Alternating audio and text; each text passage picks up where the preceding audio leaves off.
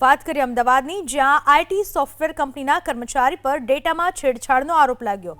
વિવિધ શાળાના સ્ટુડન્ટ્સ ડેટામાં ફેરફાર કરાતા શાળા મુકાઈ મુશ્કેલીમાં। કંપનીના ડેટા, સોર્સ કોડ અને મહત્વના દસ્તાવેજો સાથે છેડછાડ થઈ। કંપનીએ કર્મચારીને છૂટો કરતા કર્મચારીએ ડેટા સાથે છેડછાડ કરી।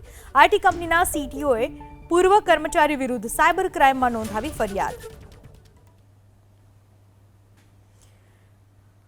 પૂર્વ કર્મચારીએ ડેટામાં છેડછાડ કરી। અમદાવાદમાં આઈટી સોફ્ટવેર કંપનીના કર્મચારી પર ડેટામાં છેડછાડ કરવાનો આરોપ લાગ્યો। વિવિધ શાળાના સ્ટુડન્ટ્સ ડેટામાં ફેરફાર કરતા શાળા મુશ્કેલીમાં મુકાઈ ગઈ।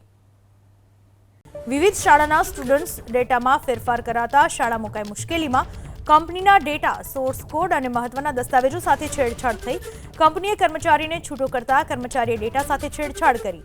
આઈટી કંપનીના સીટીઓએ પૂર્વ કર્મચારી વિરુદ્ધ સાયબર ક્રાઇમમાં નોંધાવી ફરિયાદ।